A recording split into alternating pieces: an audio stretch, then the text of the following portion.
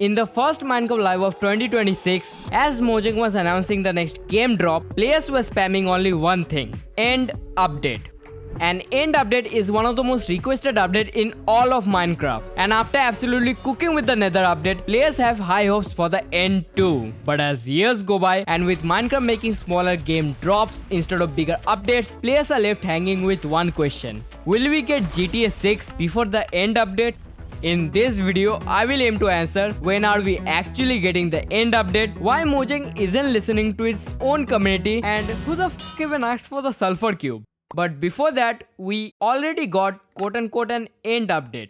Kind of. Because back in 1.9 was released on the leap day of 2016. Yes, that is in fact an entire decade ago. And despite the update being famous for other reasons, it was also an End update. Like, this update finally gave a purpose to the End after the dragon fight, introducing End gateways by which you can teleport between the main island and the rest of the End. And if you're lucky, you will stumble into an End city. Why am I explaining the update like it's not common knowledge already? It has been 10 years. Of course it has. This update by itself added the End city along with the Sulkers, Chorus Fruit, End Crystals, Elytra, Sealed, and the most essential feature of the game, Beetroot.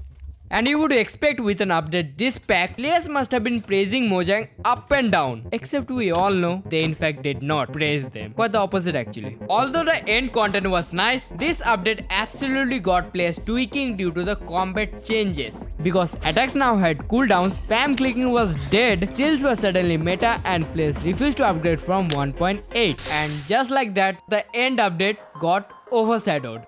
Moving on to 1.16, Mojang knew they could not repeat history with this one. Hence they had to absolutely cook with the Nether update. And cook they did. 4 all new biomes, 5 new mobs, new structures, tons of new blocks, and an all new ore, Netherite. Power creeping even the diamond. They did such a good job with this update that many still consider this the best update ever to be added. This update proved that Mojang can make great update, and they can certainly make a great End update. However, with the massive success that was 1.16, they aimed bigger. 1.17 will be the caves and cliffs update, increasing the world generation, making caves massive, and adding the most powerful mob to date, the Warden. Except they promised too much too fast. What was supposed to be a single update got split into 3. 1.17 added new blocks and mobs, while full caves and world generation were pushed to 1.18. And 1.19 added Warden, Deep Dark, Mangrove Swamp, and other miscellaneous features.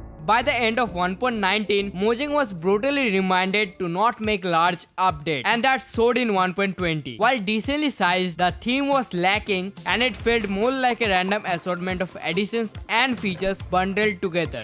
And the size of updates after that just kept getting smaller and smaller, often focusing on a single structure like in 1.21, and then switching to game drops altogether instead of bigger update by late 2023. And these game drops were even smaller in scope, often focusing on a single item.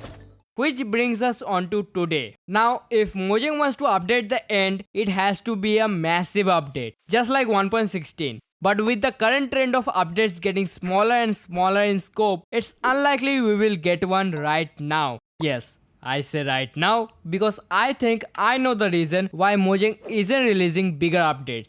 And it all has to do with the vibrant visuals. Let me explain. Vibrant visuals was introduced to us as an official shader pack, and to be honest, Minecraft's lighting desperately needed an update. Vibrant visuals is already added to Bedrock Edition, but not yet to Java Edition, because they have to refactor a lot of the game's code if they want our PCs to not catch on fire, as Java Edition's performance is already bad enough without mods or even with mods. Along with that, Mojang is switching from OpenGL to Vulkan. Both are graphics APIs. They are the reason you can see the game. And let me tell you, this is not like changing a few lines of code. No, this is basically rewriting the entire game from scratch. If they were to add a massive update right now, they would have to refactor it to accommodate the switch to Vulkan. Additionally, even Mojang themselves said that they want to add bigger updates in the future. That is when the switch to Vulkan is complete. It all makes sense now. Now for the question. When are we actually getting the end update? Not soon. Ideally we will get after the vibrant visuals is added to Java Edition and the switch to Vulkan is complete. Why is Mojang not listening to its own community? Well, they are. They are taking feedback on the new updates but purposely ignoring the end update because of the reason I explained in this video. Who the fuck even asked for the sulfur cube? Nobody. I really don't think anyone expected this. But hey, I'm still looking forward to play with the chaos cube, or as I like to call it, the McDonald's update.